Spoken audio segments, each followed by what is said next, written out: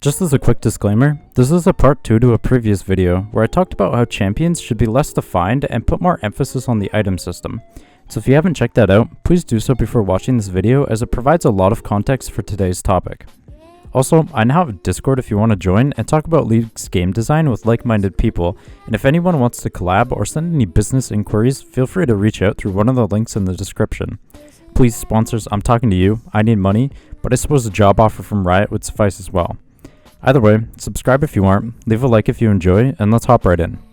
Continuing where I left off in the last video, today's topic will center around the item system and how we should more properly define it as a sort of class-based system, where each class of item has a specific balance set.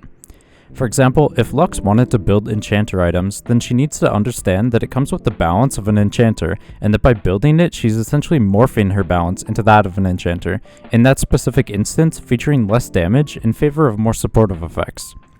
And the same would apply to the others, where if someone wants to be more burst-oriented, then they should understand that it comes at the cost of less consistency, or if somebody wants more consistency, that it comes with something like lower damage values for attack speed or ability haste. But before we get into that, we first need to discuss the actual stats themselves, specifically how AD and AP are both flawed, why lethality, crit, and on-hit shouldn't exist in the first place, and explain just how the game got so messed up, which all stems back to before the game even came out. When League was being developed, the idea was that AD was a physical, non-fantasy stat, whereas AP was the magical fantasy stat, hence where the names of physical and magical damage came from. This is why Ashe's basic attack and W are both physical in scale with AD, because she shot actual arrows at the enemy, but her ult, being the big fantasy crystal arrow, was AP and dealt magic damage. Same with KO, where her basic attacks were physical, but her E transformed her basic attack into that holy fire on-hit effect, which made it more fantasy and thus magical. And of course, this idea was very flawed because it meant that AD was working on abilities despite there being a stat literally named ability power, which meant that AD worked for both, while AP only worked for one. This then meant that because almost every basic attack in the game was physically hitting the enemy, they ended up being all based on AD, which meant AP was essentially just half as effective as AD while going off that physical fantasy idea, and meant that with basic attacks and their much quicker cooldowns compared to abilities, AD ended up being far more consistent than AP. So as a compensation for AP, it was given more damage into those inconsistent attacks in an attempt to make it a bit more equal to AD, which is why even today AP ends up with much higher values than AD because of that inherent imbalance of AD working on basic attacks and those basic attacks being much quicker and more consistent.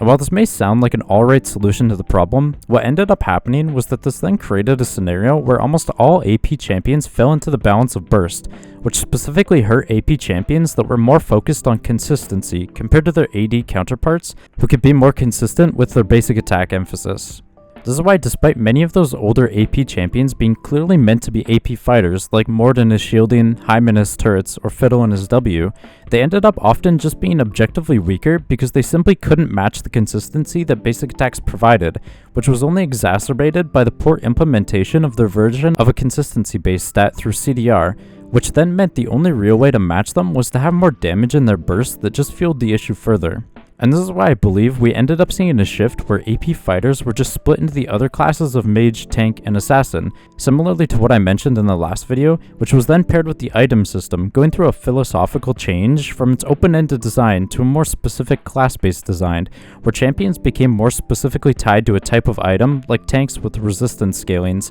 or a continued balance to try to stop item poaching.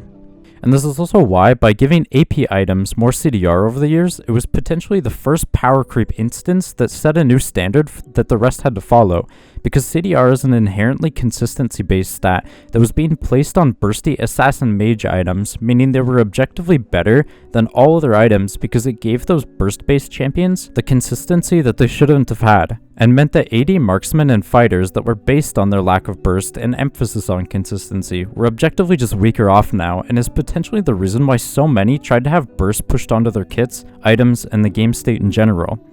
And this is also why I believe CDR was then so heavily power crept onto everything from lethality to fighter items to even crit items, because it was an attempt to match that power creep, but just ended up adding a ton of power into the game that was primarily damage based.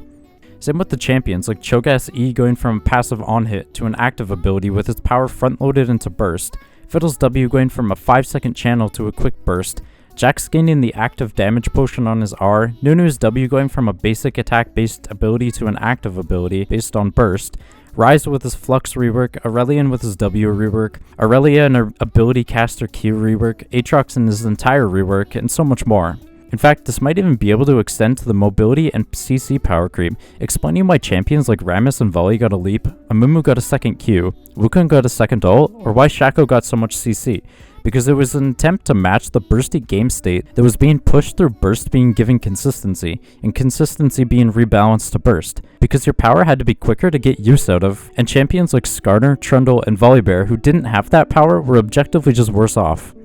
Even the runes were impacted to where almost every single option was either burst oriented or get the max value in a very short duration, and all of this because of that old physical fantasy idea and a product of the live service nature where you're constantly looking ahead rather than behind.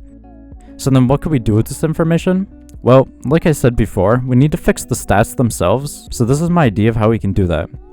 First, we start by taking away the double value AD has by making AD the basic attack only stat, with AP becoming the ability only stat. This then means crit and on hit instantly become useless, because their entire reason for existing was to increase basic attack damage without also increasing abilities. But since AD now already has that limitation, it just means that a high value AD item can replace crit and any value of AD can replace on hit. And since AP is now the ability only stat, it now means we can define mages and fighters by how high that value is, which then leads us into the second part, which is by splitting both AD and AP into two separate balance types of burst and consistency for that item balance set I've been preaching. Crit and the current mage items are both the burst-based stats that feature higher values, since mages are essentially just marksmen that use abilities rather than basic attacks, while the consistency-based stat can feature a better stat diversity like ability haste, attack speed, resistances, and more.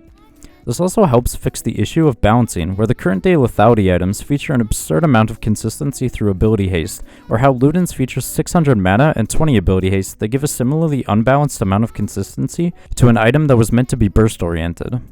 And then in terms of the magical physical damage split, while we could keep the idea of physical and magical along with their corresponding resistances, based on a balance of magical being burst and physical being consistency, where Riven Q is physical and Riven W is magical damage, specifically for resistant balancing, I actually think a better solution would be to just scrap the idea of magical and physical altogether in favor of damage just being damage.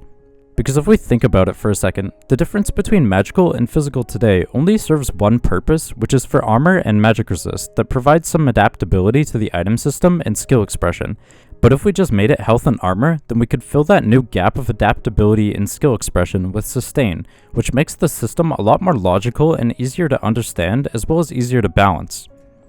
The way it would work is by having armor become the anti-burst stat, where it's weak to consistent damage and strong against burst, and sustain be the anti-consistency stat, where it's weak to burst and strong against consistency. Think of it like a Munduar, where it could provide a ton of survivability, but you could also end up just being one shot before that healing is able to be applied. And then with this new balance, we can then fix health in the process by lowering every champion's base armor and removing health from the item system entirely, which does one very important thing by giving the champions that are meant to be based on survivability as an attribute a real defining difference to others, making it much more similar to range, rather than every champion being able to build health while the health-based champions can't build range. This also then helps fix the balancing issue, where because base armor in Amara is so high, building health is super strong and forces a lot of anti-HP stacking mechanics like Bork and the Cutdown rune into the game to try and counterweight it, which then creates a weird balancing of tanks being super strong early and then super weak later. And I know people ask about the sustain stat and how it would work like many of the other videos I've done, so let me give a quick example.